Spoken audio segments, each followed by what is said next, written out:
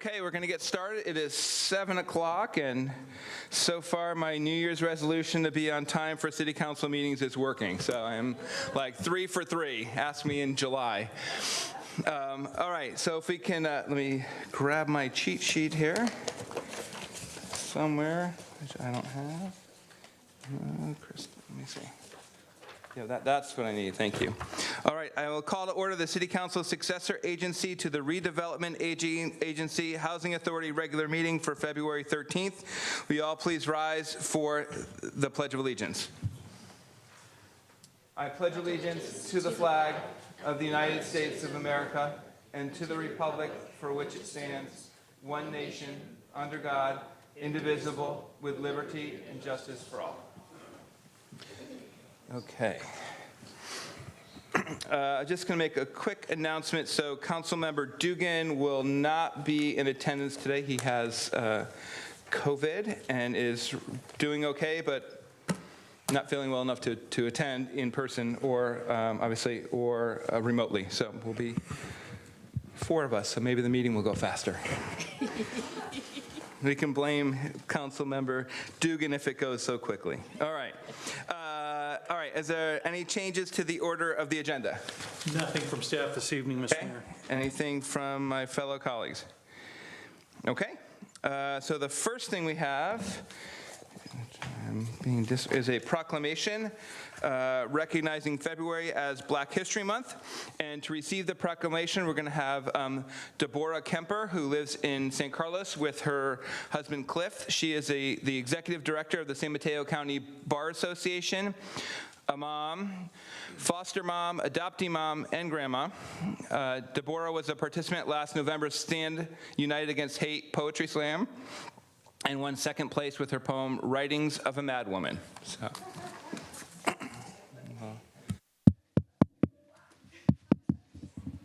It's on. Thank you.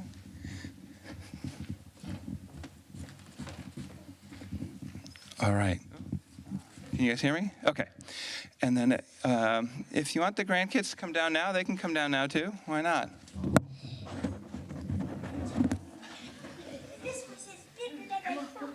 All right, stand over there so people can see you. Okay? All right. So, whereas African Americans have played a significant role in our nation's history, and whereas since 1976, Black History Month has been observed nationally to recognize and celebrate the accomplishments Black Americans have made and continue to offer to this nation, and whereas Black History Month is an opportunity to become more knowledgeable about Black heritage and to honor the many Black leaders who have contributed to the progress of our nation and to rediscover the enduring stories of African Americans and the gifts of freedom, purpose, and opportunity they have bestowed on future generations. And whereas it is also time to commemorate the countless contributions of African Americans, many of whom lived through and surmounted the scourge of segregation, racial prejudice, and discrimination to enrich every fiber of American life. Their examples of heroism, patriotism, and enterprise have given people of all backgrounds confidence, courage, and faith to pursue their own dreams. And whereas this year's Black History Month theme, Black Resistance, explores how African Americans have resisted historic and ongoing oppression in all forms. We honor the generation of Black organizers, thought leaders, scholars, artists, and everyday people who have fought to realize this nation's promise of life, liberty, and the pursuit of happiness.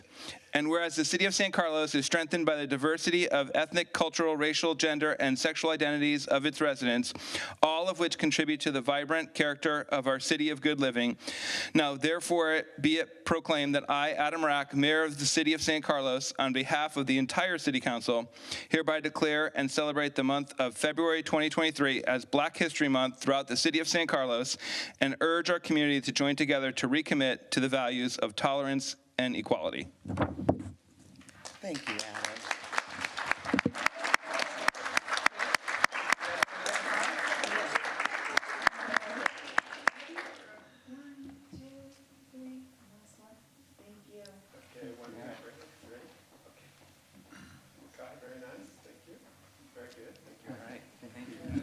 Say a few words. You're welcome me to do that.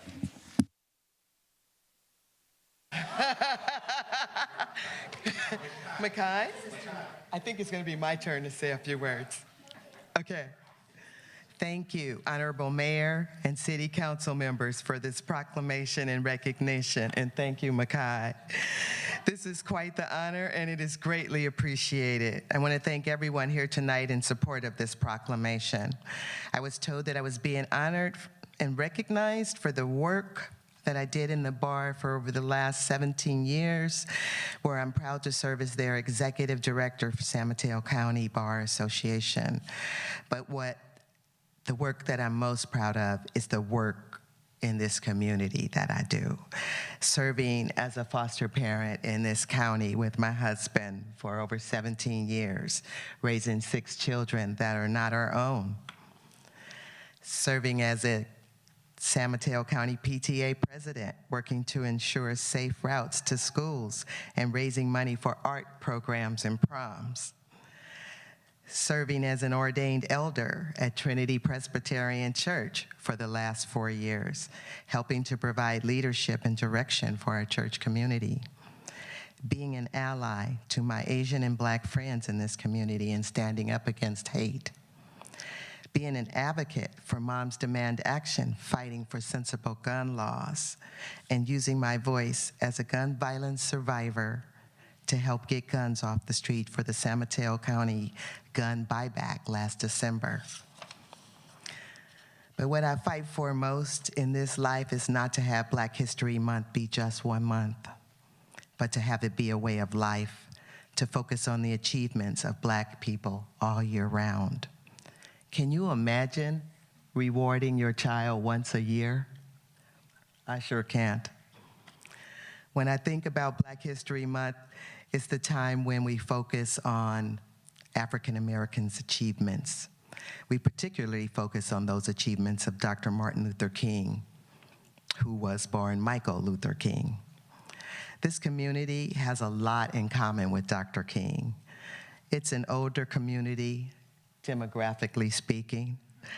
Dr. King was born January 15, 1929. Today, he'd be 94. He was in a family business. His great-grandfather, grandfather, and father were preachers. This town is rich with family businesses like Plantation, King Chuan, Cuisinette, they come to mind. He was born into a comfortable life. He lived on Auburn Street in a 2-story Queen Anne-style home built for a white family. Some called it Sweet Auburn, kind of like the city of good living. Like most of you, he was highly educated. He was actually gifted. He skipped grades 9 and 12 when he entered Morehouse. He was ordained before he left college. He was not your average African-American man in his day. And it takes a long time for a leader of his quality to come around. He believed in a higher calling, and like most of you, he believed in a better future for his children. I still believe in his dream of economical and political equality. If King were present in this room, I think he would say we still have a lot of work to do. He wouldn't be focused on the past, but the future of this world. And I'm certain he would oppose war for a world that transcends peace. He would continue to fight for equality for African Americans and all those who are marginalized, imprisoned, poor, sick, and homeless. But most importantly, he would bring people together. He would continue to practice nonviolence, love, and not hate. What can you do to honor Black History Month? Individually, whenever you can consider voting outside of your own interests, whether it's for gun safety, bonds for schools, or low-income housing. Don't be silent. Be an ally. Show up for racial justice. Attend a march. Make a donation. Stand with someone in silence. Support a minority-owned business. I know we like wine in San Carlos. Try some Black Girl Magic. The McBride sisters make that. It's at Trader Joe's and BevMo. And now at Target, advocate for public policies that uplift the vulnerable in our society and support systemic changes that increase equal opportunities for everyone. Thank you. Have a good night.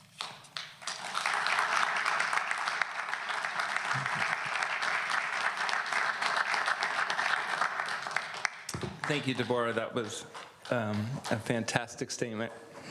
Do any of my colleagues want to make any comments?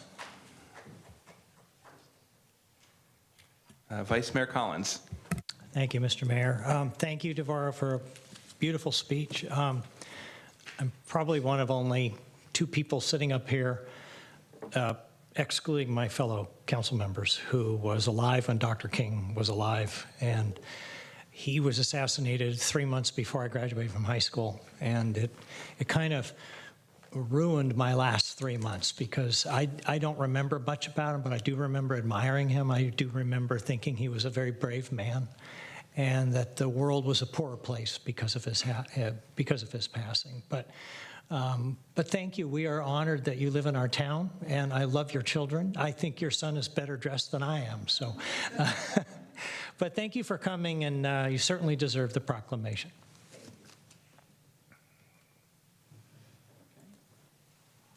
Thank you, Mayor. Devorah, I just wanted to say thank you so much for your inspiring words. I think San Carlos is just a better place with you in it, and I'm so pleased that you could come tonight. So thanks for all that you do and for sharing your thoughts with us tonight. Okay. We're going to now move on to. Have I raised my hand? I forget. Just push this top button. You can raise your hand too, but no. I forgot. It's been a while. I just want to say you're so inspirational. And it makes me remember why we do the work that we do. It's because this community is so wonderful. And you're just an inspiration. That's all I want to say.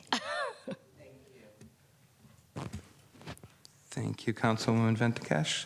All right, so now we're going to move on to number 5. Ooh. Mayor, I'm sorry. we do have a public I'm comment. sorry. I forgot to take. Is there any public comment on this item? Yes, we do have a hand raised in Zoom. Oops. Debbie and Gary, Okay. if you can go ahead and unmute. Hi, this is Gary Beldaki. And if it's okay with the council, I'd just like to defer my time to Debbie. She has more of a condensed version she wants to explain, please. Is that okay with you, council? Sure. It's on for this item, Debbie? No, this is just a general public comment. Okay, we're not there yet for that part yet. Oh, sorry about that. No problem. Okay. And there are no more hands. Thank you. Great. Now I will move on to council communications and announcements. Anything from my colleagues? Vice Mayor Collins. Thank you, Mr. Mayor. I would like to report that I attended the Mosquito and Vector Control Convention in Anaheim at the end of January. And being a brand new board member of their board of trustees, I have to say I learned a lot. I won't tell you about it because you might not find it as interesting as I did. I did think I would, but I learned a lot about the screwworm fly and bubonic plague and the fact that Orange County has 4,000 swimming pools that need to be policed because not everybody takes care of their swimming pool. And you know what happens when people don't take care of their swimming pool. Anyway, it is a special honor to actually be on that board. There are a lot of caring members of our county. Every city in the county has a representative, including the county. So this is a 21-member board, which makes it a little difficult to fit everybody in one boardroom. I'm looking forward to that opportunity in March because that's when we're going to go back to live meetings.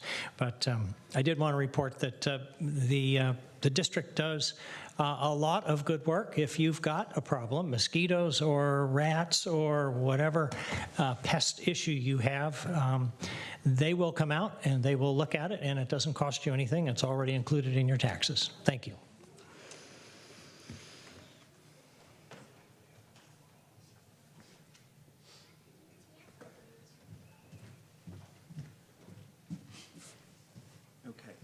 Any other comments, council comments or communications?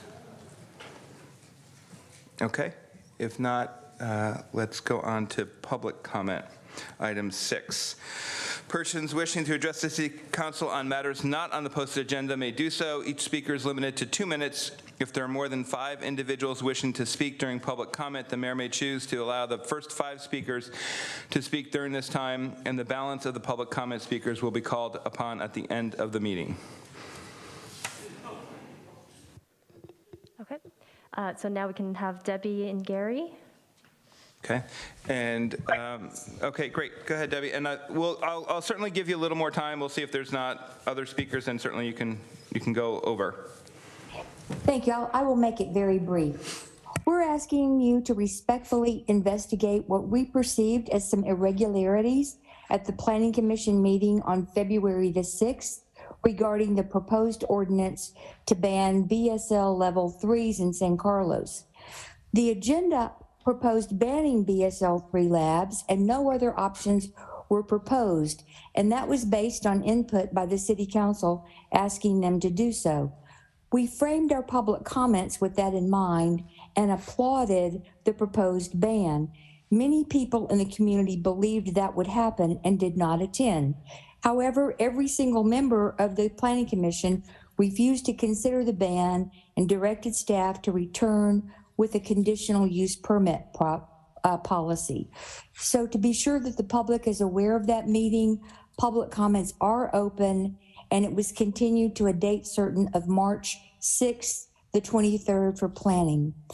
In light of what occurred at the meeting, we have the following questions. Number 1, what is the conflict of interest policy? Is being employed by Genentech a conflict of interest for a planner? Number 2, Commissioner Clement said, quote, "We've been trained to create a biotech hub in San Carlos." She went on to say that banning Level 3 labs would possibly diminish San Carlos's attractiveness to developers.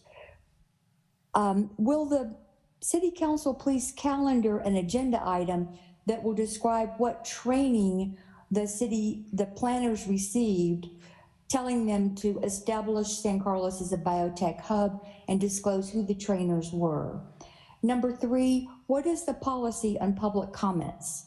A developer for NBC Biolabs spoke during public comments for 8 minutes and took questions from the commissions, and that was not allowed for members of the public. And then finally, there was a lack of notice for this meeting. Public notice was published in an obscure publication called the Inquirer Bulletin on January 25th. However, developers received emails from the Planning Commission on 1/23, 2 days before, and 2 submitted letters that were included in the agenda packet. Members of the public only learned that this was going to be discussed a few days before the meeting, and our public comments were not received in time to be included in the agenda packet. Thank you very much for letting the public know, possibly by way of your newsletter, that this important meeting on banning BSL Level 3 labs will be held on March the 6th at the Planning Commission meeting. Thank you. Thank you, Debbie. Thank you, Debbie. Next up is Scott Marsters. You should be able to unmute.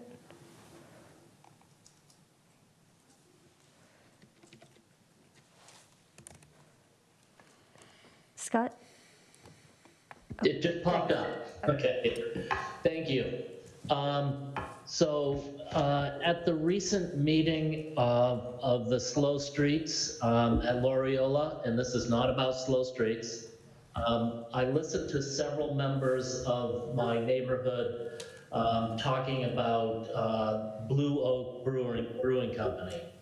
And they had several issues that they are hoping that the city will work with the business in order to address, including things like peeling out late at night, parking in the neighborhood, and late night noise from the business.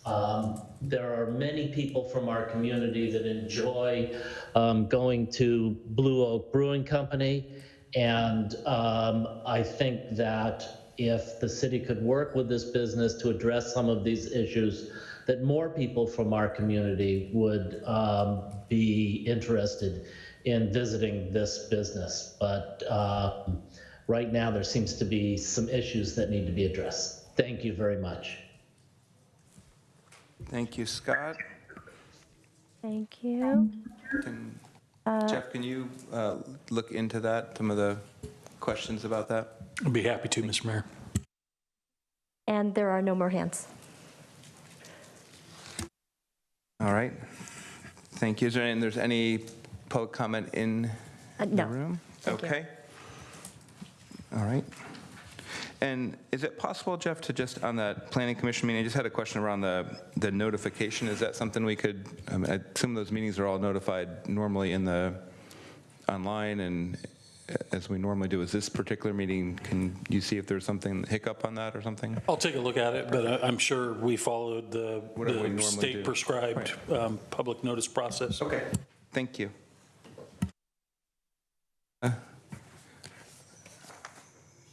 Moving on to the next item is the consent calendar.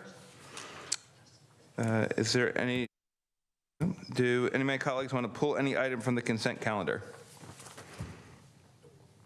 Okay. Anyone from the public? Okay. Is there any public comment on the consent calendar? I do not have any hands for this. Okay. Then I'm happy to take a motion on the consent calendar. Mr. Mayor, I move to approve City Council consent calendar items A through I. Oh, and item J, adopting ordinance number 1596, an ordinance of the City Council of the City of San Carlos, amending San Carlos Municipal Code, Title 18, zoning ordinance, sections 18.04 residential districts, 18.05 mixed-use districts, 18.20 parking and loading, and 18.41 terms and definitions. Second. Okay. We have a motion and a second. Crystal, can you call the roll, please? Councilmember McDowell? Yes. Councilmember Venkatesh? Yes. Vice Mayor Collins? Yes. Councilmember Dugan is absent, and Mayor Rack. Yes. Thank you. Okay. Moving on to item 8, consideration of adopting a resolution approving the Greater East San Carlos GESC Slow Street Project. Mr. Machida. Good evening, Mr. Mayor, City Council Member Stephen Machida, Public Works Director. So what we have here tonight is we're going to actually go over the proposed traffic calming measures in the Greater East San Carlos, or particularly slow streets. So tonight I do have our new senior traffic engineer, Hanya Hushmandi, who actually may assist in some of the presentation or at least answering questions that the council may have. So do I have...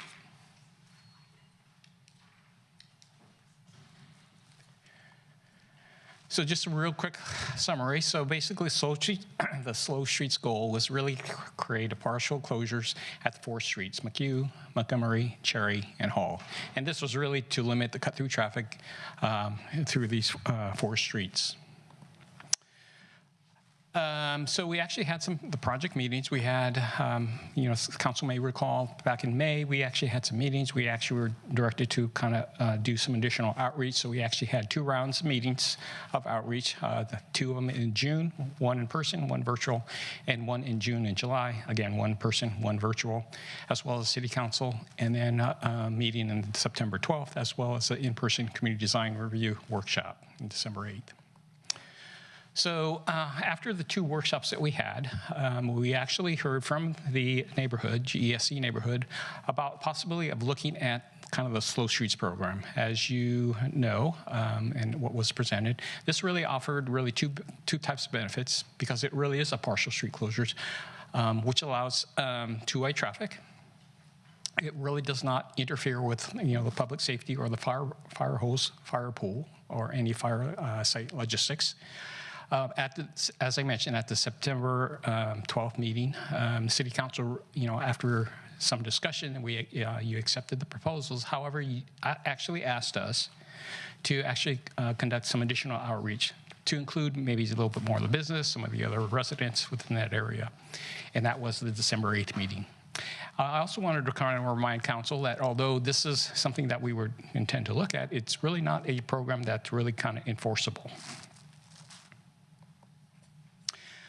So at the December 8th workshop meeting, basically the residents and staff really agreed that the Slow Streets program did make sense, and we should install it for a duration of 1 year. This essentially would be a pilot program. And after that end of the year, we would come back and kind of reassess the program. Basically, we would take some additional traffic counts to ensure that, you know, we're not really seeing cut-through traffic. During the December 8th meeting, what we heard from the community is staff wanted to actually design some red curbs right adjacent to the center pylons of where we're going to have the closed street locations. And we're also going to install some painted bulb outs at various locations within those 4 streets, again, to kind of really address some of the local speeding. But at the meeting, what we heard is, you know, they were insisting that we really look at the amount of red curbing and to really eliminate some of the painted curb. One of the reasons, or the main reason, was, you know, because the on-street parking was very limited, they wanted to try to reclaim as much on-street parking as possible. So just an aside, what we showed them was a 65% design. In that design, we actually had, I believe it was 19 parking spaces that we were going to eliminate just due to some of these improvements that, you know, as part of the Slow Street program. So this would be the red curbing as well as the painted curb bulb outs. But as a result of talking to the residents, we actually eliminated the bulb outs, the painted bulb outs, and that recaptured 11 on-street parking spaces. And then we're able to reduce some of the red curbing. So instead of the 6, we were able to recapture 2 of the 8 and reduce it down to 6. So we went from 19 spaces that we were going to kind of remove out of the on-street, and now we went to 6. So, and this is essentially what we heard from the community. They really wanted to recapture those parking spots. So some of the challenges that we were faced with, and I'll just really go quickly kind of through this, is the photo to your left really kind of shows Hall and at Old County. And as you can see, the curb-to-curb width is 30 foot. On the right, the 2 right photos are actually streets that we took within Redwood City. So the top one is at Stambaugh and Maple, and the bottom one is at Cypress X Carlos Street. So what we found is, you know, typically Redwood City actually had their Slow Streets program, much wider streets. So, you know, in this case, it was approaching more of the 40-foot curb-to-curb width. So just a really kind of rough diagram of what we see the differences are between the San Carlos Street and what we saw in Redwood City. So to your left, that cross-section is really what we see in the Greater East Side. So again, 30-foot curb-to-curb width. So at the center line, you have 2 15-foot lanes. Basically, center line to the curb is 15 foot. And then if you have parking, the parking lane is a minimum of 8 foot. So if you take 15 minus 8, that means you have a 7-foot opening for kind of the drive aisle. So if you take both opening or both drive aisles, it'd be essentially a 14-foot opening between the 2 mirrors of the parking, if that makes any sense. So that is one of the reasons why we wanted to use kind of the red curb right adjacent to the center pylon is again, to provide a little bit additional space or clearance for cars to get through without either hitting the side of the mirrors or hitting the pylon. So Redwood City, they have perhaps the luxury, if you will, of a 40-foot street, 20-foot kind of center line to curb, 8-foot parking lane, leaving a 12-foot lane, which is a normal travel lane with that, you know, what we try to achieve. In spite of that having that much larger width, they also encountered kind of either maybe the traveling public actually hitting that center lane or center pylon as a result, you know, just not being able to navigate through through the Slow Streets program. However, I think, by actually eliminating some of the parking right adjacent to the pylons within San Carlos, I think, we will still have kind of the wider clearance space that would still allow, traveling public to traverse the opening, as well as any other, whether it's bicycles or some of the larger trucks that you might see traveling through the neighborhood. So the final design, staff really extensively evaluated the similar projects in the nearby jurisdiction. We called several cities, but specifically we really looked at kind of Redwood City, figuring that let's say garbage trucks and some of the delivery trucks, FedEx, UPS, they'd be familiar with the program that Redwood City had, and they could kind of utilize that same knowledge here in San Carlos. So the soft closures at McHugh Avenue, Montgomery, Cherry, and Hall Street, so we are recommending moving forward with that. We'd still recommend installation of the red curbs at the approaches of the soft closures, really again to reduce the collisions with the parked vehicles and or damage to the center pylons. As I mentioned earlier, we were able to reduce the amount of red curbing to go from a reduction of street parking from 8 to 6. So we were able to capture 2 additional parking stalls within this program itself. And then we'll continue to install some of the new crosswalks and at several locations, as well as some additional striping that the residents had requested. Oops, sorry. So our recommendation is, implement the kind of the Slow Streets program. It really does address some of the goals that we heard in the various workshops that we had conducted with the neighborhoods. It really is a low cost and easily implementable. And that really does kind of chokes off the cut-through traffic that the residents want. However, it will not be enforceable. And then we would still implement some of the level 1 improvements, and these type of improvements are kind of the basic improvements like striping the sidewalks or refreshing the crosswalks and some of the additional striping.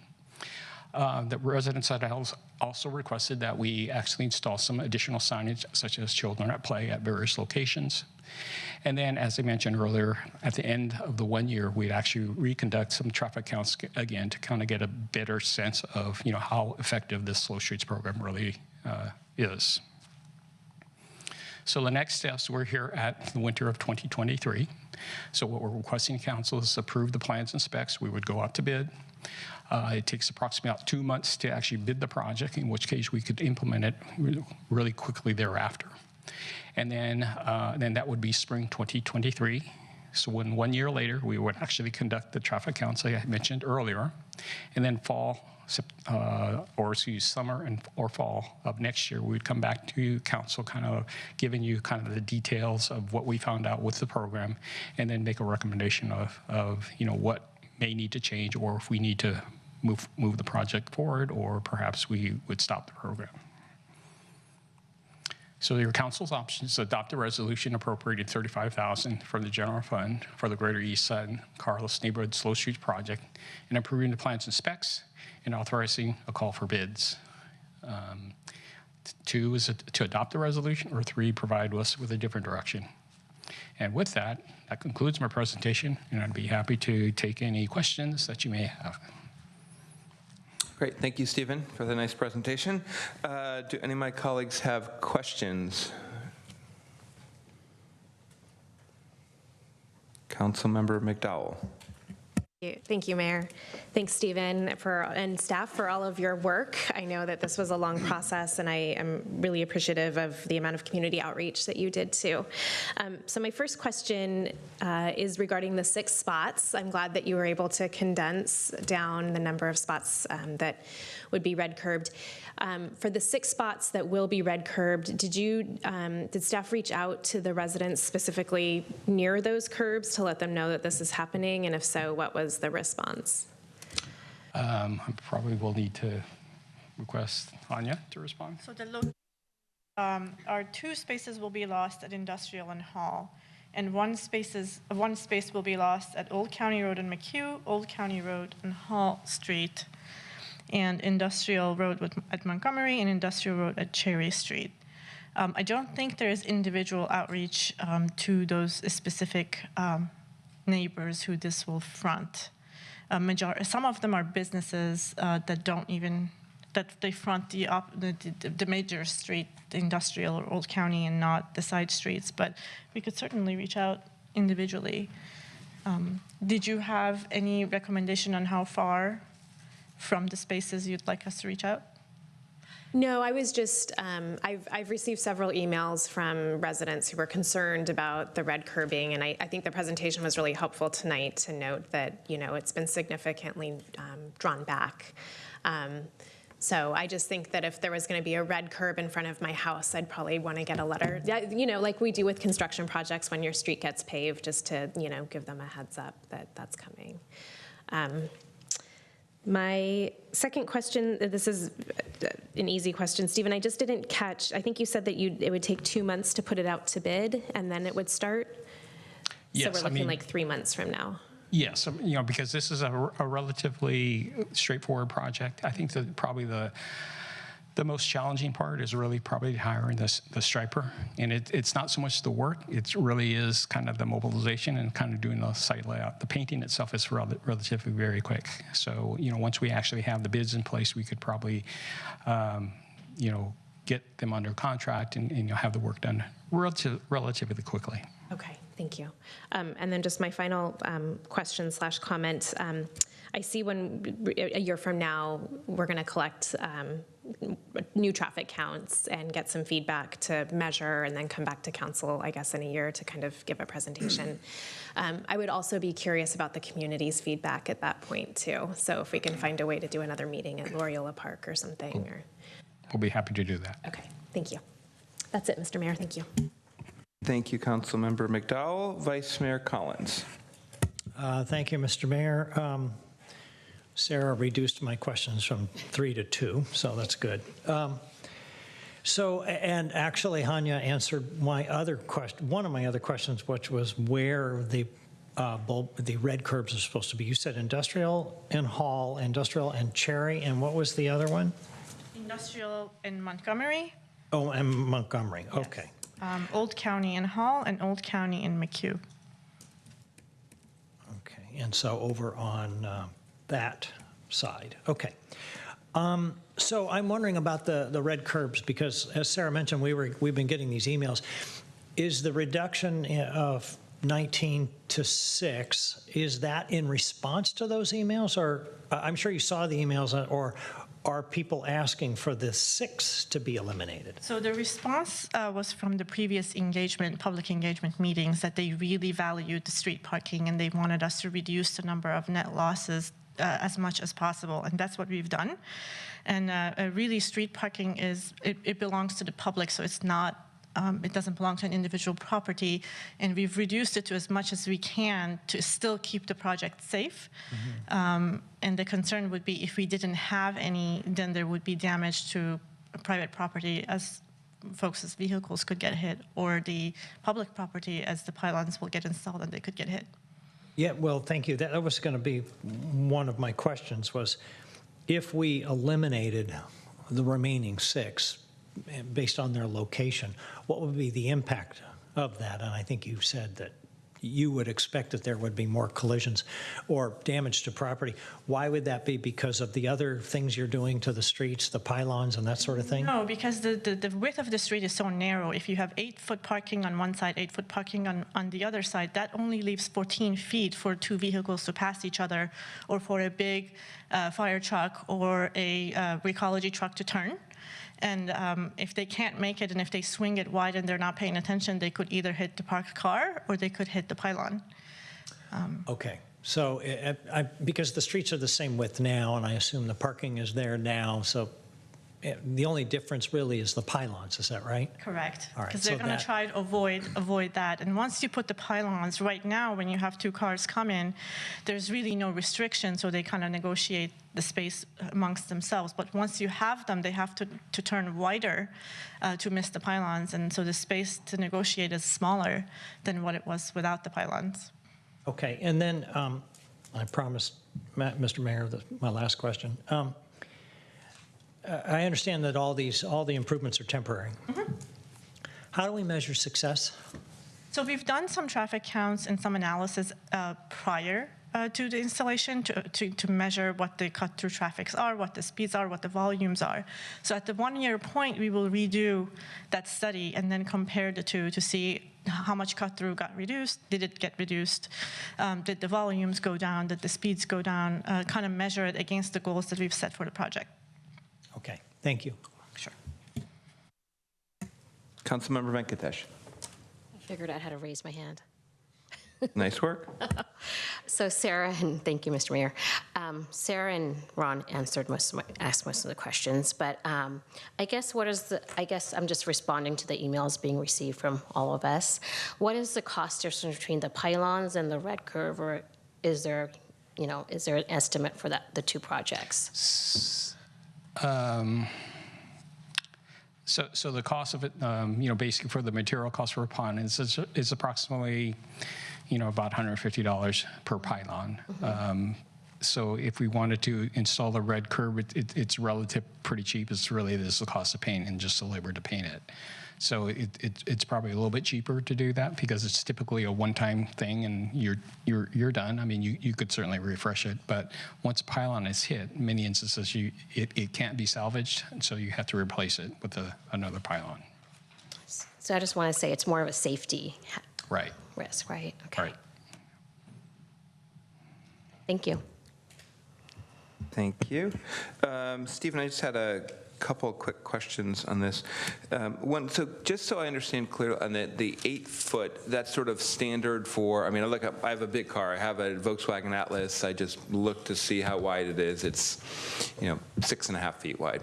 But I assume, you got some space for parking on the, not everyone's going to park right by the curb and stuff. So that's sort of the standard 8-foot is sort of standard in industry or public works. Yes. So, you're exactly right. You do have to account for the kind of the side rear mirrors. You do have some kind of leeway, if you will, for people who kind of either park a little bit further away from the curb because you don't want to hit your wheels or tires. So, that may protrude. And a lot of it is also dependent upon, whether the vehicle itself, if you could have, really a large dually that's out there, that might take a little bit more room. So, but standard is 8 foot, typically on a kind of street parking. Okay. And then in terms of the placement of the pylons, are they sort of at the picture looks like it's in a little bit from the curb. So is that sort of standard, or do you have it right at the intersection? I'm just wondering from a parking standpoint, are we losing a parking spot because we're 4 feet in versus right at the curb? I think our initial attempt is really to inset it a little bit. We don't really want it right into the intersection because cars who wish to actually turn into the street, really have nowhere to go. So you like to have some recovery period or area. So we probably want to inset it a little bit, maybe not too deep, but you might lose, if you will, if there is such a thing, like half a parking spot. Got it. Okay. And then I guess I had two quick ones, but the one I will just touch on. So in terms of, obviously you've got some businesses over there on Bayport, right, and some of those. Mm-hmm. So how are we directing those businesses or people to get to those businesses, right? Because are we telling them they can't go down Hall and these other streets to get to a business there? What's the sort of, how are we directing that, or is that considered local traffic? Well, it could be considered local traffic because it is within the neighborhood. However, for the business, what we would like them to take is kind of East San Carlos, Terminal, or Tanklage. Okay, but Tanklage is part of this, right? Is that? Oh no, Tanklage is not. Sorry. Well, Tanklage, Terminal, and East San Carlos.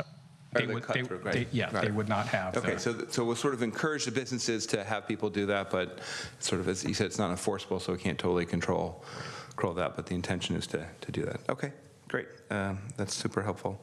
And the last piece is it possible, I'm assuming since this is a pilot, we got a year, we could sort of, if there's something that's glaring after 6 months, say, oh my gosh, this is wonderful, we should do more of it, or this is terrible, we should stop doing this. We can make those adjustments sort of mid-pilot if we needed to. Certainly that'd be our recommendation. And in fact, if we do find maybe some negative consequences where there's perhaps, for whatever it is, I would probably want to make a recommendation that we, end sooner or make the adjustments sooner rather than kind of wait too long. Okay, great. Thank you. Have any? Pranita, are you still? Sorry, have one another last question? question. Yeah, go for it. What is that? You asked one of my questions, but what is the signage that goes with the red? So typically, we could put, signs on posts right adjacent to the red curb, if you will, where it says like no parking. I think there's a couple of ways we could go, but I think initially, I would think we would just prefer to do red curbing before we, add additional, since this really is a pilot. Okay. Thank you, Stephen. And I guess now we'll move on to public comment.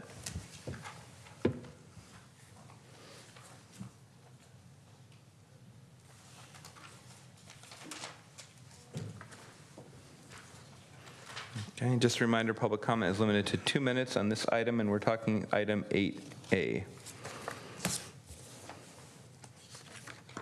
We have 3 hands up at the moment. First up is Jeff Malley. Okay. Go ahead and unmute. There you go. Yes. Hi, my name is Jeff Maley. I live on Hall Street, and I'm really, really glad to hear the Slow Streets project is moving forward because it is kind of really super dangerous out there. I think there's been echoed quite a bit, obviously, about the loss of parking spaces. The presentation this evening is actually really helpful in understanding how the street widths do affect whether or not you can have those red curbs at the corners. I would urge, if there's any way staff could go back and take a harder look. And the only reason I say that is that while I'm aware that slower streets is super critical and I would like it, any loss of parking in this neighborhood can be challenging, particularly with with any new developments that are going to come in and absorb even more parking. So I am super grateful that this is moving forward. But if there's any way we could at all mitigate those loss of spaces even further, it would be gratefully appreciated. Thank you very much. Thank you, Jeff. Thank you. Up next is Jennifer Rossi. Hi, good evening. I just want to thank staff and City Council for continuing to focus on this and work with the community to move this forward. I'm happy to see it's moving forward.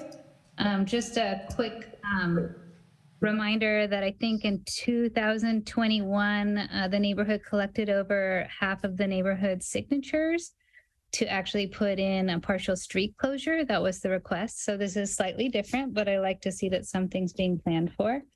And then also I want to remind everyone that this is a pilot program. And with that in mind, trying things out is important. I think that eliminating the red curbs is what my request is. And I have a few reasons why. I emailed council about different reasons, but in the presentation, I realized that that the planners think that 2 cars can drive down our street at the same time, but they can't. I live on Cherry Street. When one car is going, the other car must pull over to let them go through. And I think that that actually keeps it slightly safer. I think that taking away parking will actually encourage people to go through there quicker, and will actually detract from the purpose of slow streets, which is to slow people down. So I think that eliminating the red curb is really important for all of the reasons stated, for the concerns of the community and those residents, but also because there is no space right now anyways. And I think that it's better like that, as many streets in San Carlos are like that. And then my other point is the map that was shown in Redwood City. Those streets that were highlighted are not the same width as ours, but there are streets in Redwood City that are the same width. The alphabet streets between Industrial and Old County were not highlighted. And those ones are very, very similar to ours, and there are no red curbs there. I haven't measured them, but I could go out there and measure those if that would be helpful and send you that information. Again, thank you so much. I appreciate you guys moving this forward, and I look forward to seeing it in action. Thank you. Great. Thank you, Jennifer. Thank you. Up next is Sonia Elks. Hi, thanks for taking my call, and I appreciate that staff has put so much time into this and City Council has worked so closely with the Greater East Side. I just wanted to double check that the sign local traffic only is not also includes, like Redwood City has a picture on a green background of a bike and a pedestrian, so that there's not simply local traffic only signs that don't also make it actually encouraging of multimodal transportation through that area. Can you confirm that that is the plan?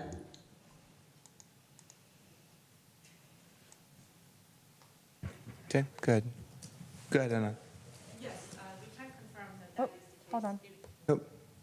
Go ahead now. We can confirm that is the case. It will have a sign that will allow pets and bikes to enter regardless of their residency area. Great. Thank you. Okay.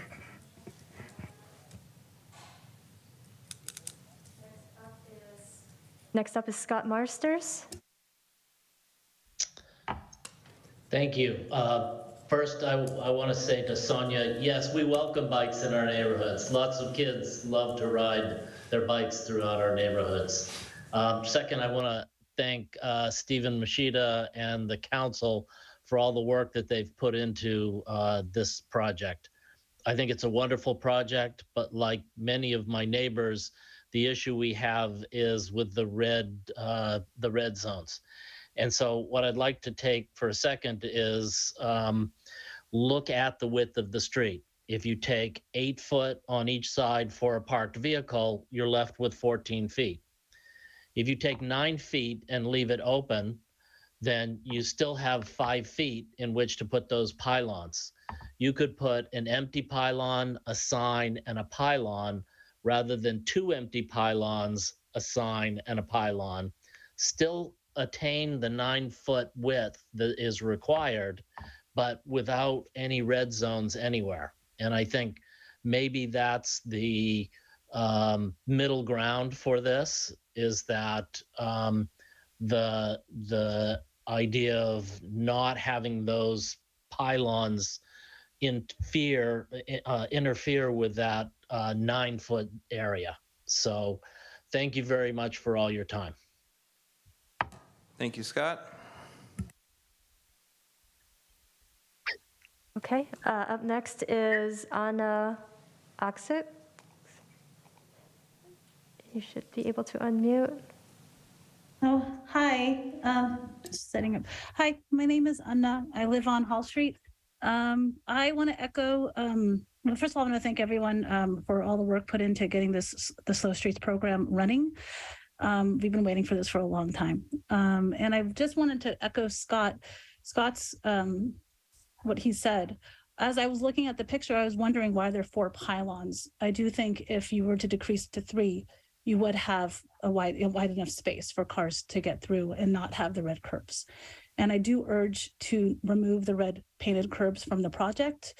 Parking is so limited on our street.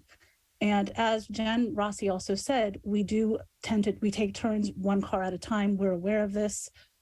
So we don't we don't need that room for the 2 cars.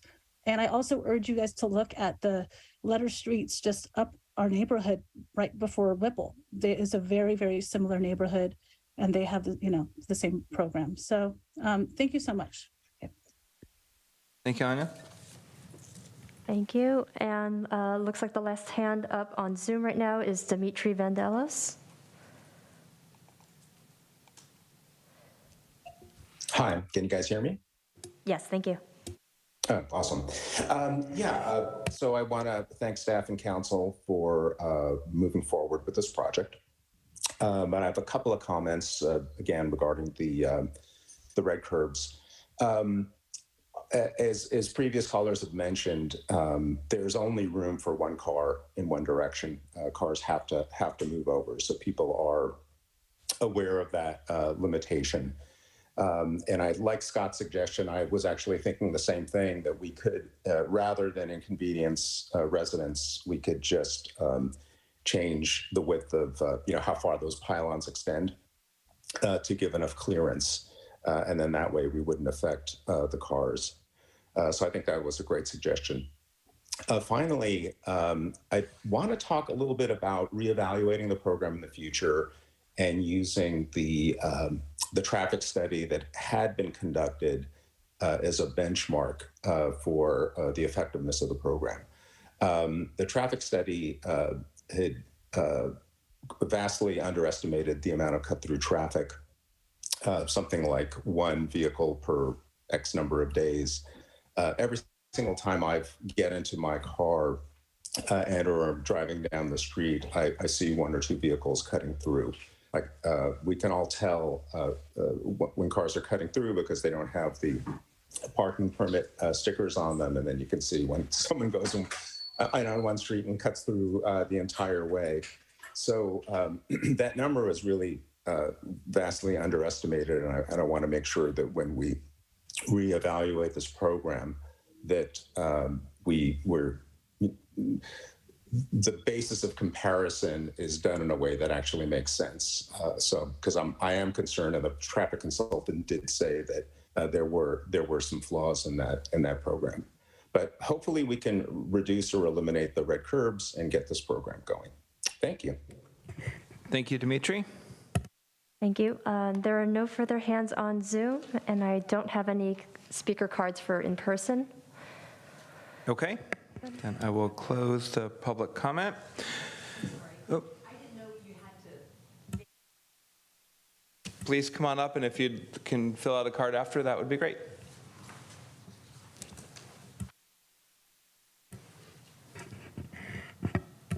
Hi. First of all, I would like to, looking at this map, I don't quite understand. If I could show you. Well, this is sort of public comment, not a Q&A period, so we can't take questions normally. Okay, well, this does I'm affect happy to have you're welcome to speak with Mr. Machida after the public comment period, and he can answer your questions then. Okay. But we can't do it as part of the public comment. Okay. Okay. So, but you're welcome to, he's happy to speak with you afterwards.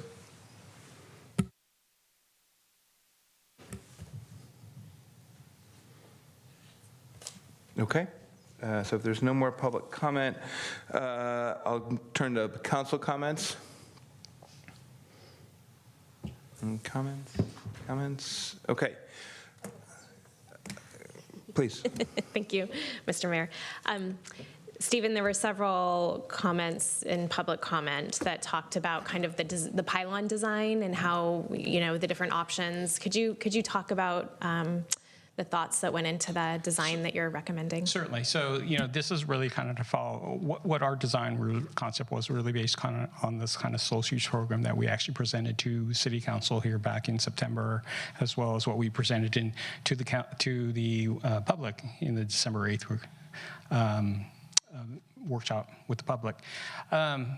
However, knowing that what we heard at the December 8th meeting, it wasn't really popular because I think what was the opinion expressed by the residents this evening is, they still really don't want the red curb. Really, if in fact the concept is kind of leave as is, certainly I think our staff would be insistent that we actually keep the red curbing.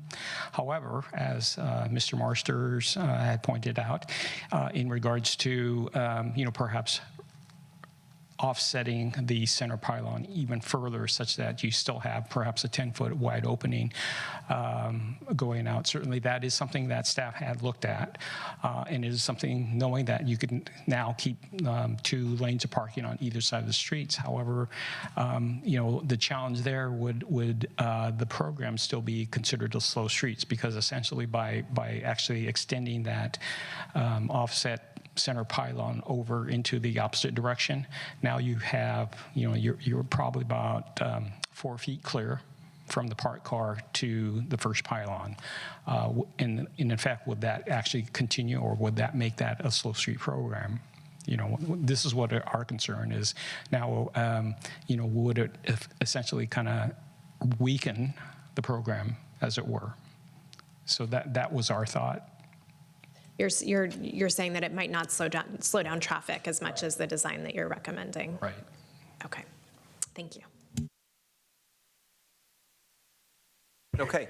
If there's no council comments, I guess, and I guess Steve and I just were, as you mentioned, sort of we can try to modify some things as things move on and maybe try some different things if you know, we wanted to take one street and potentially do a little changing on the pylon to see how the, without changing the curbing, but at least see how the traffic flow is as an example, and always go back on it. And paint is cheap, so we can always do something like that. Okay, great.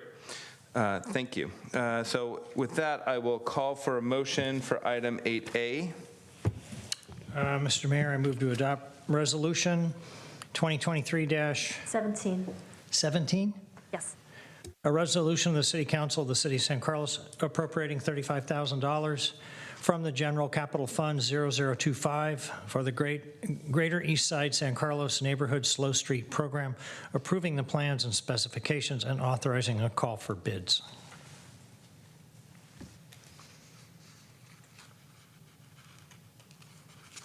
Can I get a second? I second. I think it's a step in the right direction. I think every program needs improvement, and we can look at it a few months from now and reevaluate it. Okay. Crystal, can you call the roll? Vice Mayor Collins? Yes. Councilmember Dugan is absent. Councilmember McDowell? Yes. Councilmember Venkatesh? Yes. And Mayor Rag? Yes. Motion passes. Oh,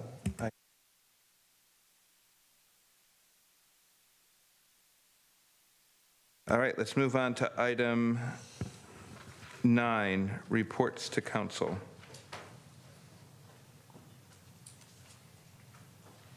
A is receive the 2022 Climate Mitigation and Adaptation Plan Annual Report.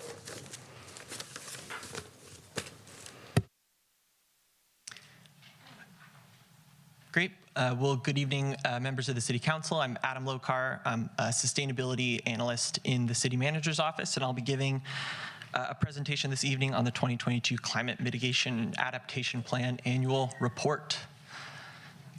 So the CMAP, as we call it, it serves as San Carlos's blueprint for how we will address climate change. It includes the goals of reducing greenhouse gas emissions 40% by 2030 and 80% by 2050, and calls for tracking and reporting on its progress annually. So while we in the City Manager's Office are responsible for overseeing the implementation and reporting on progress, the execution of the strategies in the CMAP involve all departments across the city and also engaging with partner agencies as well. While we have had annual sustainability reports in the past, this is the first iteration of this annual report kind of in this nature. We just wanted to highlight a few kind of key efforts over the past year. We took a number of steps to ramp up our sustainability-related communications efforts as we see our role really as connecting the community to some of the really great programs and incentives that are already out there. So that included doing outreach at the farmers market. We presented to and connected with local environmental groups at local schools. We tried to share success stories of where community members pursued more sustainable activities or took advantage of these programs at their home or at their place of work. And we also hosted workshops on topics that we felt warranted more kind of direct engagement, such as home electrification as well. We also took a look at our own city facilities. We conducted energy efficiency audits with the BayREN Municipal Zero Net Carbon Program, and they took a look to see if there were any sort of kind of energy efficiency measures, electrification opportunities, and also looked at some rooftop solar and battery storage feasibility at a number of our facilities, and provided some really good insight. We were also awarded grant funds from the California Energy Commission to install 4 new level 2 EV charging stations in Wheeler Plaza. And in addition, we were awarded grant funds from PG&E to replace some gas water heaters with electric heat pump water heaters at our fire station. And we continue to work with closely with Peninsula Clean Energy to pursue rooftop solar on the youth center, and are currently looking at other city facilities that may be good candidates for solar and battery storage as well. Reducing vehicle miles traveled by promoting active transportation is another key strategy in our CMAP. This year, our Public Works Department completed a number of projects that promote bike and pedestrian infrastructure. Some Highlights include sidewalks and bike lane additions on San Carlos Avenue, and also the addition of pedestrian beacons along Britton Avenue. Our Public Works Department also continues to work really closely with the San Carlos School District to promote safe routes to school. They've been working on school route improvement plans, reducing speed limits to 15-mile-per-hour zones near our schools, and also continue to provide crossing guards at 11 different intersections close to schools. Increasing rates of composting is another key strategy in our CMAP to reduce emissions associated with solid waste. This year, our efforts to advance composting fall in line with our compliance with Senate Bill 1383. This includes contracting with the San Mateo County Resource Conservation District to help meet our composting procurement requirements and connecting that compost with local farmers in San Mateo County. We continue to participate in the countywide edible food recovery program. And we also partner closely with Rethink Waste to do outreach engagement to all of the multifamily and commercial properties that now are required to have compost service. And also this year we began enforcement of our disposable food serviceware ordinance that requires all food facilities to use compostable containers for to-go operations.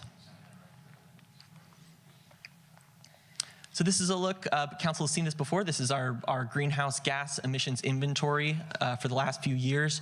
2019 is the most recent year that we do have data for, and is the most up-to-date version. It is about 1,000 metric tons of CO2 less than 2017.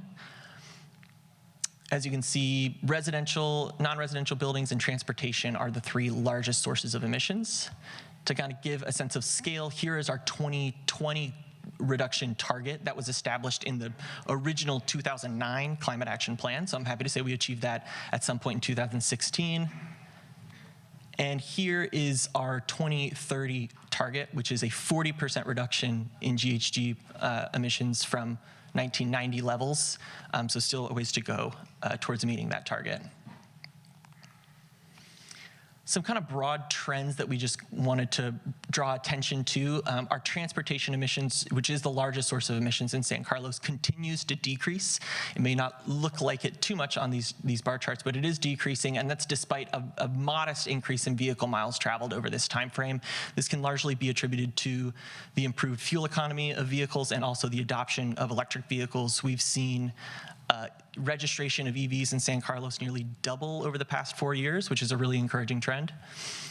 Emissions from energy use in buildings has also fallen over this time period, and this is mostly attributed to the decarbonization of our electricity supply from the creation of Peninsula Clean Energy.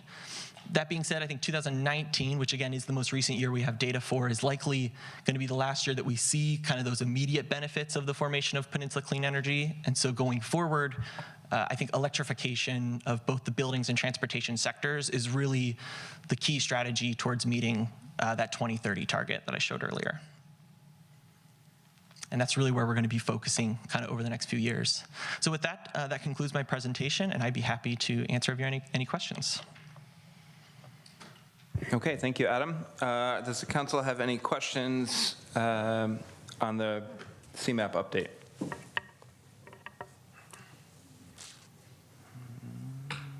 If not, I do. Okay. I'm going to just find my questions. Give me 1 second here.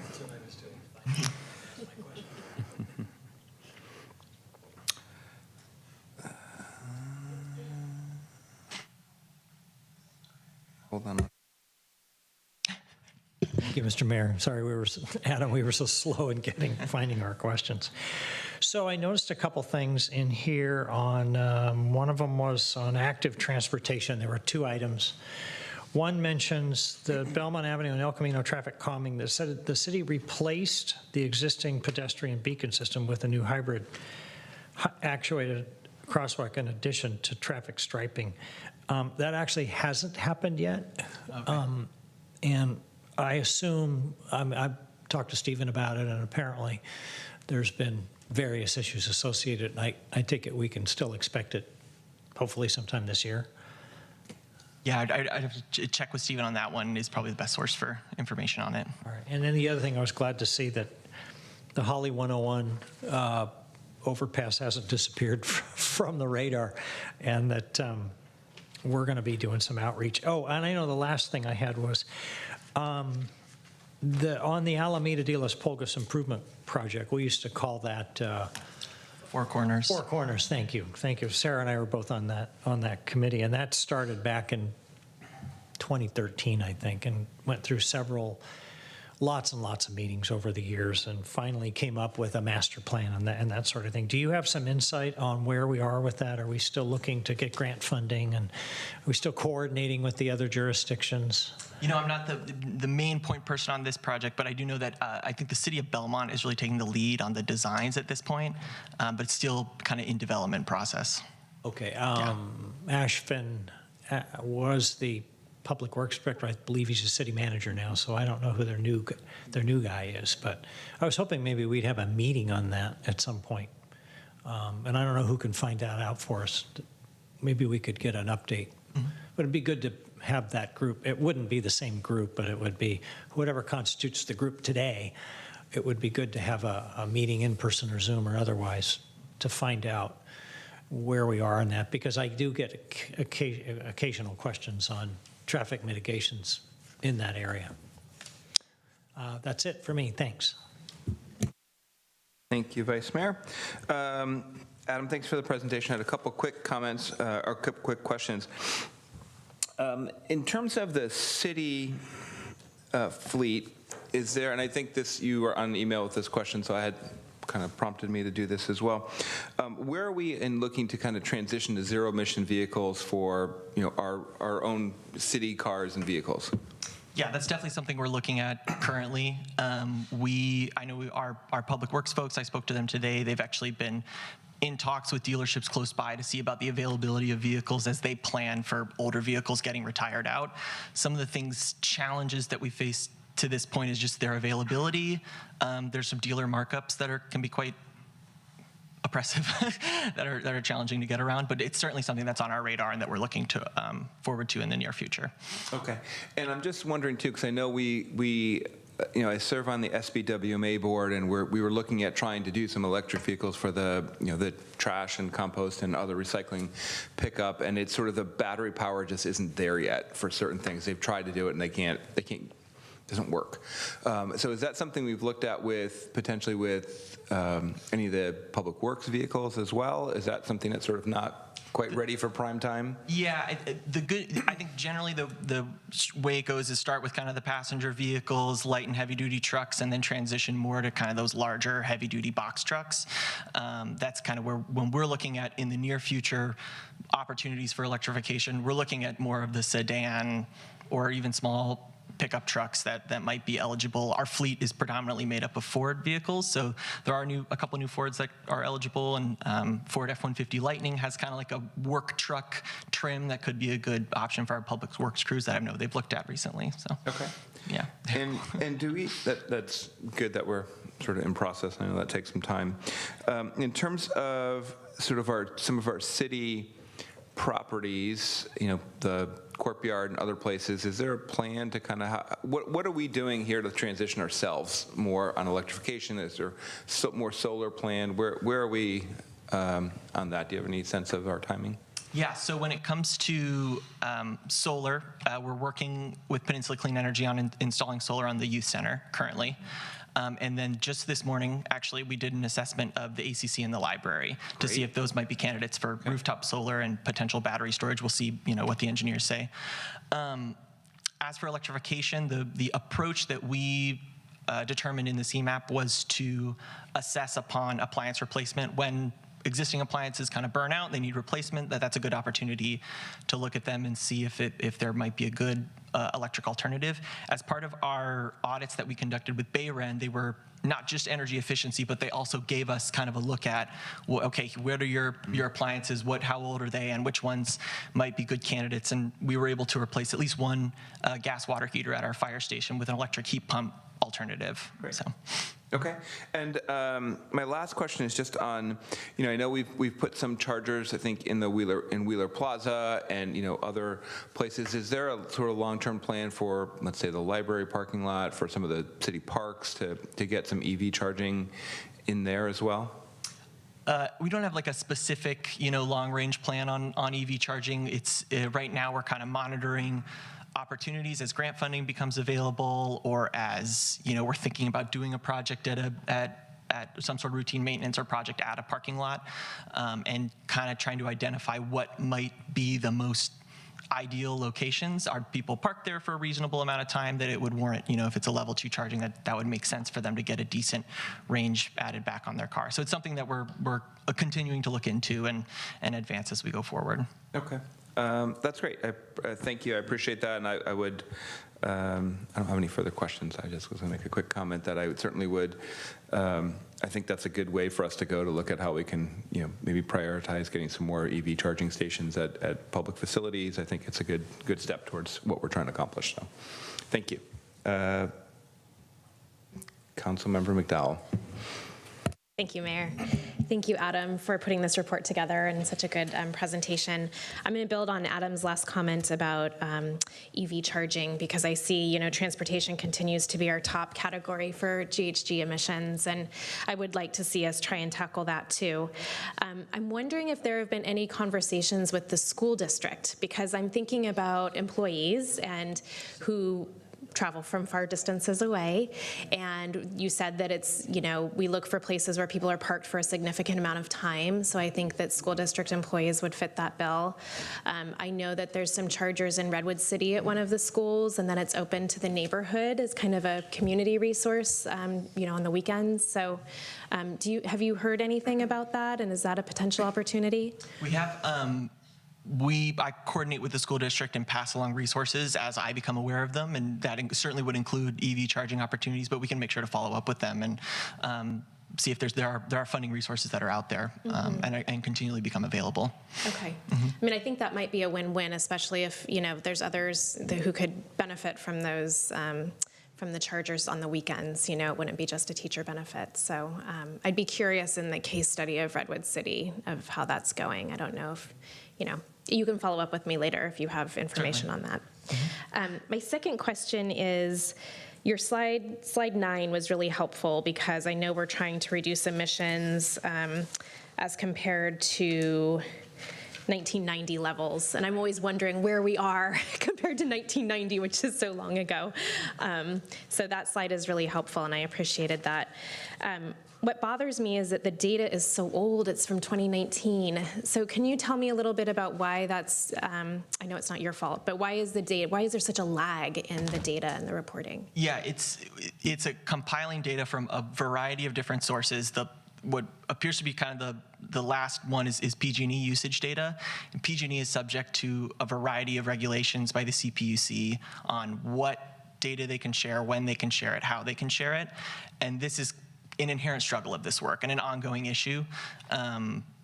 It's kind of a balancing act between providing data for a variety of different reasons, not just for work like this, and also protecting electricity consumer privacy is a major concern. So that is an ongoing struggle at the CPUC, and something that is an inherent challenge with this type of work. Okay, I just think of like our efforts as a city to pass REACH codes, and we don't know if how much they're making an impact until like 3 years from now, and how much further we need to go versus, what's working really well. I agree. So, okay. Well, fix that, please. Thank you. And then my last question was, I noticed in the packet, let me get to the right page here. I loved reading that staff have incorporated CMAP strategies and REACH code requirements into a checklist for assessment during planning review. And it says this acts to engage with developers early in the planning process on the ways projects can be consistent with the city's climate goals. So I noticed the word developers. Are we giving that same information to homeowners that are just doing a small remodel? Or are we talking developers who are tearing down, like the TJ Homes kind of people, or is it a wide, anyone would get that kind of information? the specific checklist referenced in the staff report is certainly tailored for a project that's going through a full, planning review, which is like a larger commercial project, and that's the intended audience of that checklist. But I'm sure there are ways that we can continue to engage with homeowners or the folks who are redeveloping or rebuilding a home to make them aware of some of the requirements as well. Okay, great. Requirements and perhaps opportunities and rebates, if they are early enough in the process, maybe they would consider, switching out the appliances. So thanks. That's it, Mr. Mayor. Thank you. Thank you, Councilmember McDowell. I don't see any other speaker requests, so let's move on to public comment. Crystal? Okay. We have one hand up at the moment on Zoom from Sonia Elks. Okay. Hi. I just wanted to appreciate the CMAP progress and the report, and let you know that what we're trying to do on the Sustainable Active Transportation front in San Carlos is work very closely with schools and Safe Routes to School. Recently in January, a Week of the Family, we hosted a San Carlos Bikes and in sponsorship from the Community Foundation and the San Mateo County Office of Education, partnership with the schools and the San Carlos Library. We hosted a big family bike fair, the model, testing a new model where the whole family comes. We had a giant practice riding course. The police were there, the bike sheriffs teaching four-way stop rules. And what the take home was, first it was beyond all of our expectations, successful, well-received, appreciated. 6 and 7 and 8-year-olds that can now tell me the four-way stop rules, right-of-way rules, that know how to pump up their own tires and check their pressure and things like that. It was very successful in terms of what was learned. But what was clear is that we're not going to reach the middle school population unless we have challenge courses, some kind of ramp, something to draw them in.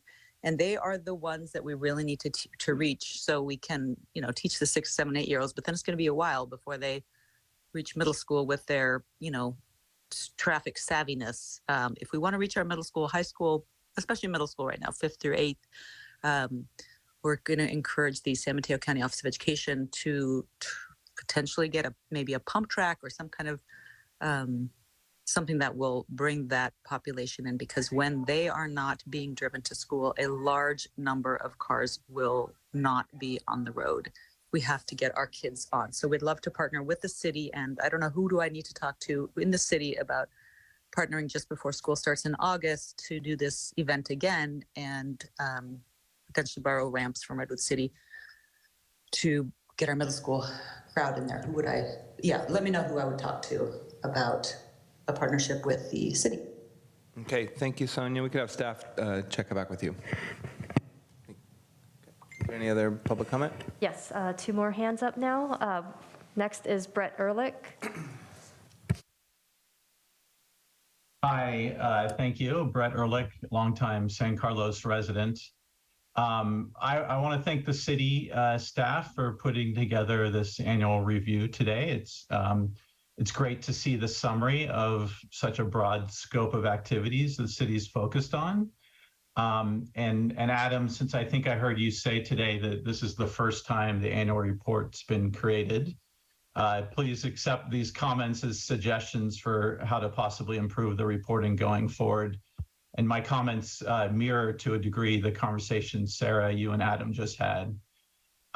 Basically, the thing that concerns me with the current report is, although there's great descriptions of activities, there's no clear connection between the activities the city is focused on and driving and quantitative outcomes or goals associated with reduced emissions.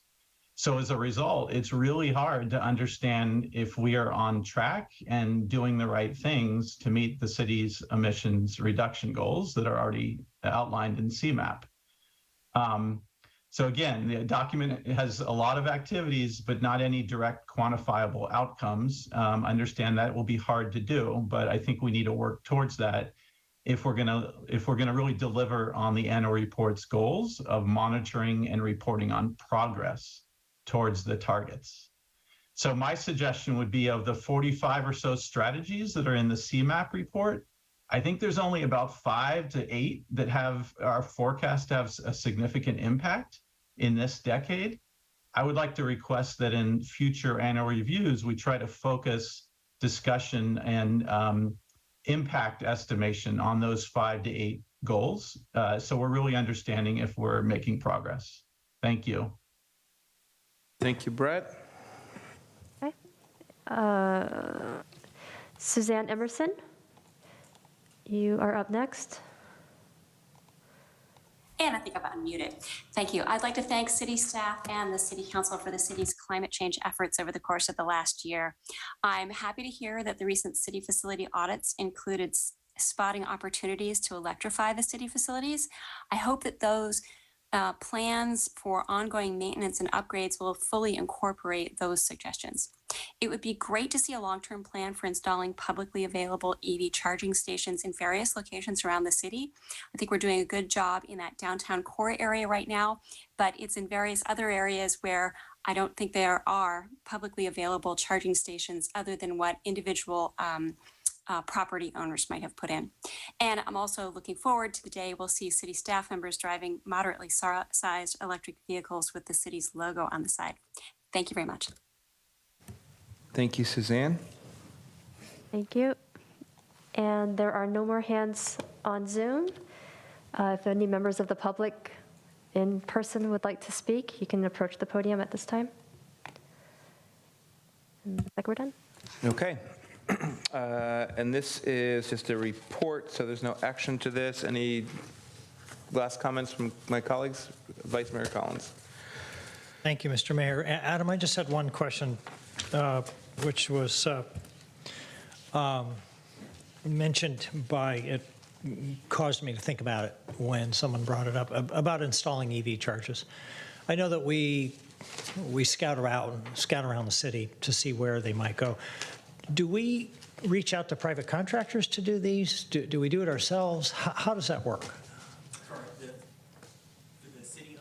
Well, yeah, even city-owned lots or publicly owned, non-city-owned lots, do we reach out to private enterprises and say, do we ask if they'd be interested in it? I mean, are there any thought to partnerships, or is that a separate issue? And if we're doing it on public property, do we invite companies like EVgo and ChargePoint and some of the others to install them? Because I'm assuming if we're going to be installing them, there's going to be a cost to these things, and there's an opportunity for them to to make money on it, and also contribute to the EV welfare of our residents.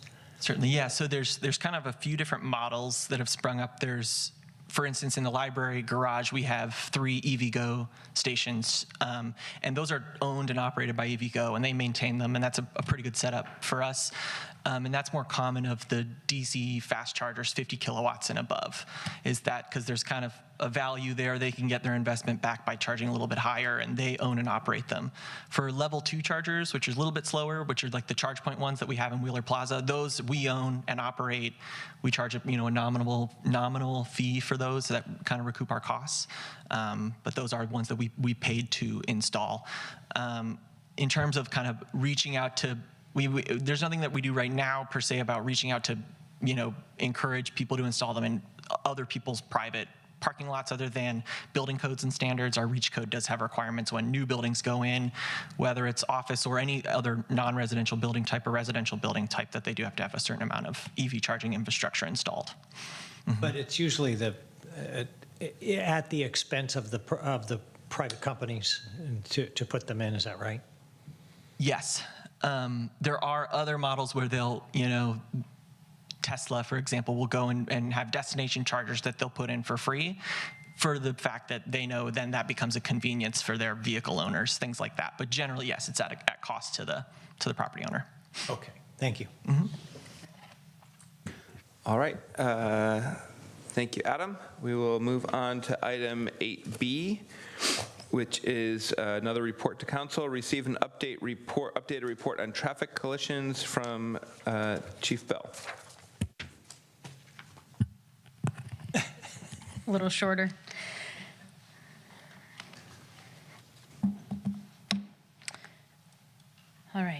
Good evening, Mayor, City Council, City staff, and City Manager.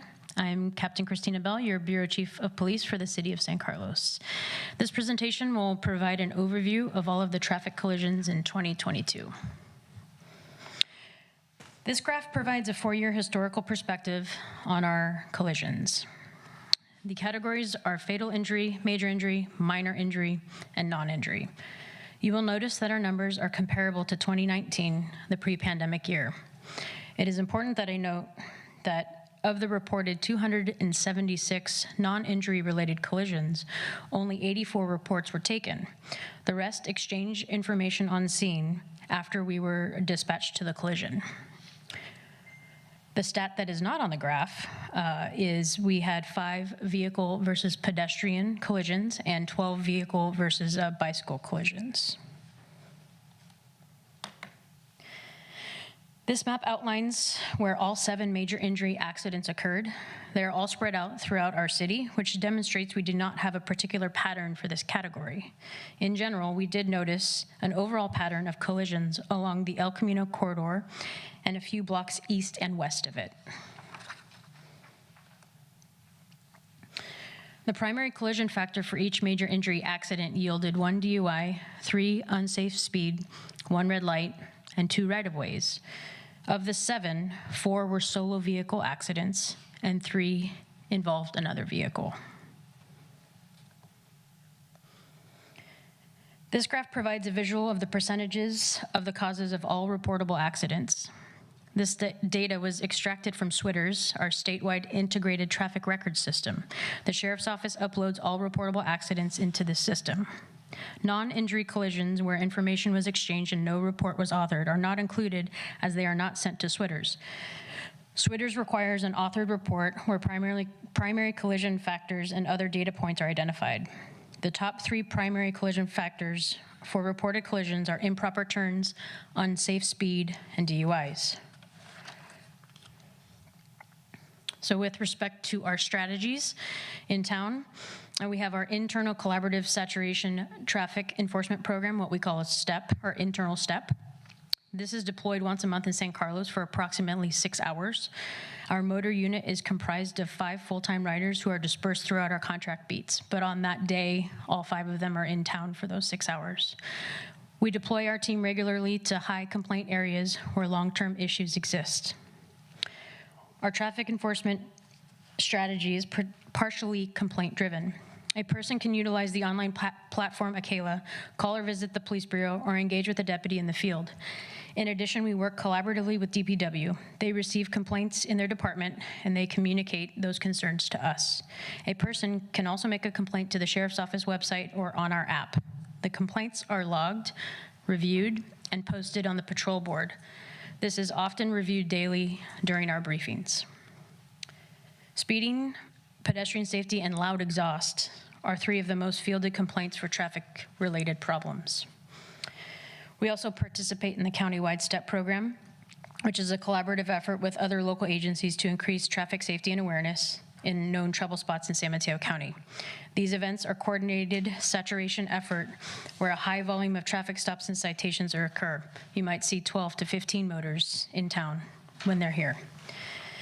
Our message boards are deployed throughout San Carlos to provide for driver awareness related to speed and other messaging, such as yield to pedestrians, warnings for school zones, and other safety messages.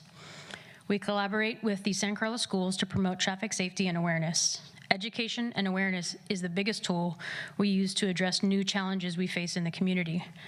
We frequently post messages on social media, send press releases, and publish information in our newsletters to communicate with our community effectively. In addition, being visible in our community is also a great deterrent for unsafe behaviors. Since 2019, the Sheriff's Office has applied for and received grant funds from the California Office of Traffic Safety.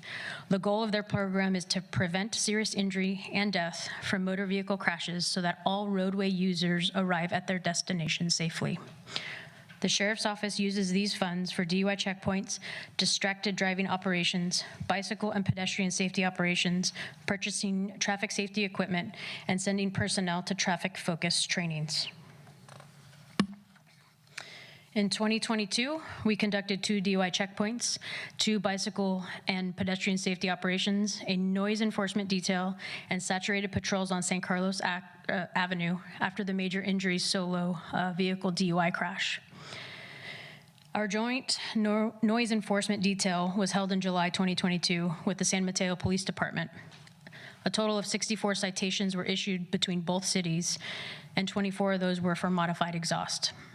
The purpose of this operation was to address the public's concern regarding loud vehicles and motorcycles with modified exhaust. In May of 2022, we purchased tools and trained our motor unit to detect and cite vehicles for loud exhaust. And they carry that with them every day while they're patrolling. And the following slides will outline our stats from each operation. So the 2 DUI checkpoints were held in the 700 block of El Camino, where over 700 vehicles were screened at each event. The primary objective of DUI checkpoints are to promote public safety, serve as a deterrent to potentially impaired drivers, and educate the public of the dangers associated with drinking and driving while impaired as well. We had 2 bicycle and pedestrian safety operations, and one was held at El Camino Real at Belmont Avenue, and the other was El Camino Real at Oak Avenue. Over 150 citations were issued between the 2 operations. This map shows our documented accidents on San Carlos Avenue in 2022, between El Camino Real and all the way to the Belmont border. In response to complaints received on San Carlos Avenue, our motor unit was deployed in this area in November 2022. On one particular day, deputies focused on speed enforcement in the area of the 2400 block to 2700 block of San Carlos Avenue. 2 citations were issued for unsafe speed. After several hours being there, then they decided to move their resources to the rest of the town, saturated the city, and then issued 58 citations for numerous violations of the vehicle code.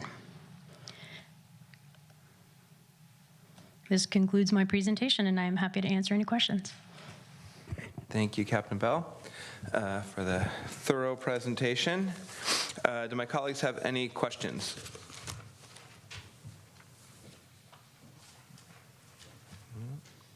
I have one question for you. So I noticed on here a lot of the, sort of where you have saturation in different areas. I didn't see on here the downtown, and I know we've had from time to time done some enforcement around U-turns there and other things. And is that something that just sort of you might rotate in and say, okay, this year or this 6-month period, you might do some move around and do something around downtown? So we do have overtime details for specifically for downtown. I just did not extract that data because up until next week, I didn't have that many complaints of U-turns, but now they're back. Well, I guess they never went away, but now they're more You got my complaints about that, right? Yes, I did. Okay. And we're working on it. Okay, that's certainly helpful. And I do think, and just from a policy standpoint that, you and I have talked about a little bit is, as we see with the street closure, more and more sort of DoorDash type vehicles just sort of parked in the middle of the street because they run into Pete's and get coffee or something. So I just think from a policy standpoint at some point, maybe obviously some enforcement around that, but also we might want to consider as a council, how do we address that in the future? Because that's only going to continue to get worse. And so it might be something to think about, but I won't save that for a different time. I don't have any other questions. It looks like, Mayor, Councilmember McDowell, you're supposed to go before me and not always go after me, but Well, he's the go first ahead. to ask questions. I'm the big question asker tonight. I don't know why. So thank you, Chief, for the presentation. On slide 11, I don't know if we can go back to that very quickly. The San Carlos Avenue, this was really helpful. I really like seeing this map. Is this just for 2022? Yes. Okay. This is really helpful, I think, to me as a policymaker, and I hope probably to my colleagues too, to see kind of where the hot spots are in our community. So my first question is, Is it possible to see a map like this with all of the major injury, minor injury, non-injury of the whole city so that we can see where these things are cropping up? Yes. That's my first question. And then number two, and then you can give details. Does Stephen have insight into this too? Because I feel like these two issues go hand in hand, where we have these hot spots along San Carlos Avenue, and then is that shared with Public Works to look at traffic calming measures on top of enforcement, right? Yes. So the first one, the map, I did have the map originally in the PowerPoint. It was very busy. There was a lot of dots and it was very difficult to see. So I do have a Google Map link that I can send to you or share it with everyone that you can actually see, and then you can go through. That's how we extract our data and we put it on the mapping system. So then that way we see the hotspots. And that's for the 2022? You have that? Oh, that's Yes. awesome. Yeah, I would love to see that. Okay. And then the second part was, how does that get shared with Stephen? And Oh, we talk all the time. So anytime if we see a revolving issue around, we'll occasionally put out the speed, what is it called? The speed surveys, sorry, couldn't think. So we'll do that for the speed. We'll also just work from, well, he does it with the engineering just to see if something needs to be changed or addressed in that fashion. But we do collaborate often. Okay, yeah, I'm sure you do. Yeah, I think that this is very helpful to us to see kind of the data behind, where we need to go as a city. So thank you. Thank you, Councilmember McDowell. Vice Mayor Collins? Thank you, Mr. Mayor. Just kind of a general comment and want to get some feedback. The one thing that's sort of conspicuous by its absence is Holly Street between Old County Road and Industrial. When we converted that street to 4 lanes during business hours years ago, there were these dire predictions of more speed and more accidents and that type of thing. Has that happened? Not really. Not that I've seen and noticed in the past few years that I've been here. We occasionally do get complaints of the vehicles over the limit, the weight limit. So we mitigate those as they come in. But as a part of our motors and their areas that they patrol, they frequent that area as well. Yeah, I was coming back into town on Holly Street last week, and fortunately there were 2 vehicles in front of me that were pulled over. I was not one of them, so I was glad. That's good. But I guess there's enforcement out. I mean, it was obvious to me that there was enforcement out there, and I don't know what they were pulled over for. So I would probably assume it was speed, but you never know. I mean, I never even think about speeding on that street because there's so much traffic. So, but it's good to hear that it's not really the issue that we thought it might be. Yes. Anyway, thank you. Good, great report. Okay, Councilmember Venkatesh. Thank you, Mayor Rack. Thank you. This is very helpful. I was just going to go back to slide 11 and just say that it's very helpful to just see everything. And just to reiterate what Sarah said, could we get one for like Britton and Crestview also? Yes, so with the link that I will share, you can actually click on and click off of different things, and then they're different colors. It's very interactive. Thank you. Great job. Okay. Any other council questions or comments? Okay, then let's go to public comment. Crystal, is there any public comment? There are no hands on Zoom for this item. And anyone here in person? Okay, with that, I will move on to item 10, which is agenda setting. I don't see any items for that. And if not, we are adjourned.